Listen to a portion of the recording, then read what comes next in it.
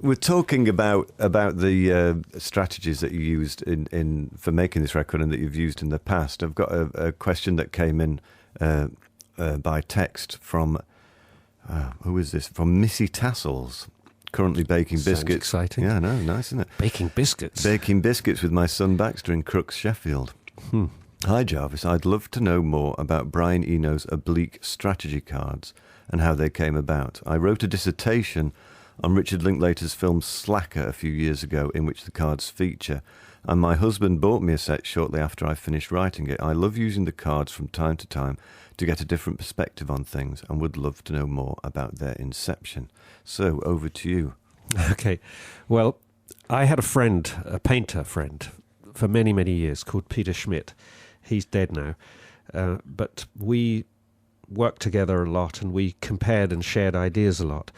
And it turned out that we both kept a sort of little list of ideas, aphorisms almost, of things that we wanted to remember when we were in creative situations. Because often if you're in a pressure situation, especially in a recording studio where the clock is ticking and it's all very expensive, you tend to get a little bit desperate and get lost in the details. Details are easy to deal with, you know, whereas to be able to step out of the situation and look at it in a bigger way is hard to do, and it seems to be a diversion whenever you do it in the studio.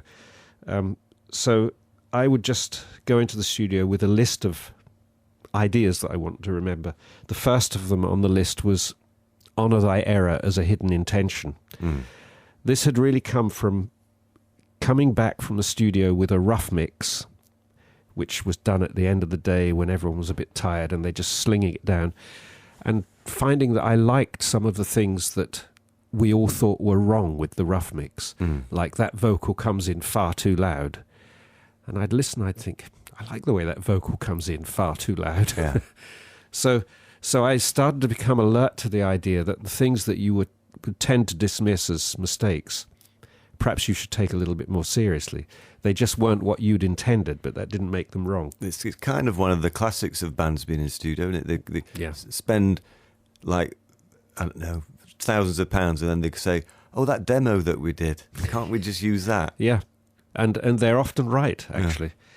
Yeah. So anyway, honor thy error as a hidden intention was one of those rules. Another one was I had noticed that when I went out to the toilet and then came back to the studio, when I was listening through the door before I opened the door, I'd always hear the music in a completely different way, and often a very useful way. I'd think, oh, I can see immediately that there's something wrong about the connection between the bass and the drums. Something that you wouldn't necessarily hear if you're listening to all the vocals and guitars on top, which were filtered out by the closed door. So one of the second strategy became, I've forgotten exactly what it says now, listen from outside or something like that, you know. Yeah.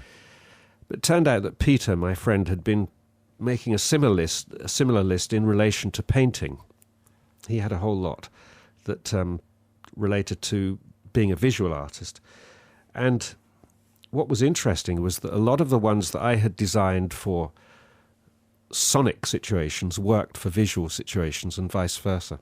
So we started to put these things together, these two lists. But they were difficult to use in a list because you tended not to be so surprised by them. You would just go to the one that was least disruptive. Whereas I put them on cards, and I found that if you pulled a card out and you said to yourself, I'm going to do whatever this card tells me, then you would get somewhere interesting, because it would break you out of your rut. It would push you into a kind of behavior that you wouldn't normally make. And sometimes that was very productive. Can you remember the first time you flourished the deck of cards within a... I'm just wondering what it was like. Obviously, now people have heard of this. We're getting questions about it. We've got a pack of the cards here, which I'm sure I may take a card at random in a while. Good. But I just wonder what it was like the first time you were in a... Because people get, like you say, people get uptight in studios, don't they? Like, this is costing us £400 an hour. You know, what are you doing shuffling a pack of cards in the corner? Mr. Eno. Well, it started out with me just using them myself privately. Right. I didn't slow down the sessions or anything with them, and really people saying, "Oh, those are interesting. What are you doing there?" And eventually I really made the first pack just for myself, and Peter had a pack just for himself, and it was then that we sort of realised, oh, maybe other people would like these, and we published the first box in 1975, I think it was. Mm-hmm. We printed 500 of them, and they were an instant success. We sold out of them in about 10 years.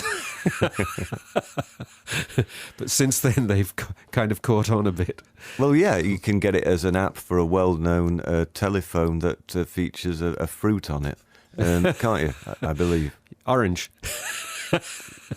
But I'm going to take a card now. I'm shutting my eyes. I'm reaching within. This is at random.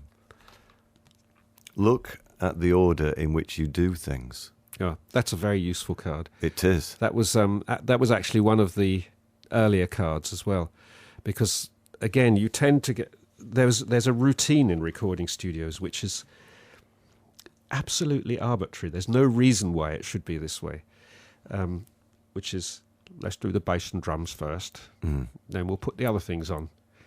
Now, why really should it be like that? It means you are very likely to end up in the same sort of place that other people who've started with that same order of things have ended up. So it's really a suggestion to, well, I use it a lot when I'm mixing. I discovered, I was mixing a Laurie Anderson record once, and I discovered that if I started with her voice on its own and then built the track round it, which is something that mixers never ever do. No, that's wrong. I mean, I'd love that. As a vocalist, I'd love that. But, you're supposed to wait and fit in, aren't you? Yes, so they build everything else. Yeah. They kind of build the big cake, and then they put the vocalist like a little cherry on top. That's it. And I found with working in this way that if I put just the voice up and made that sound nice on its own, I would think then, how long could I just listen to this voice on its own before I need anything else to happen? That's my kind of album, just the vocals. There you go.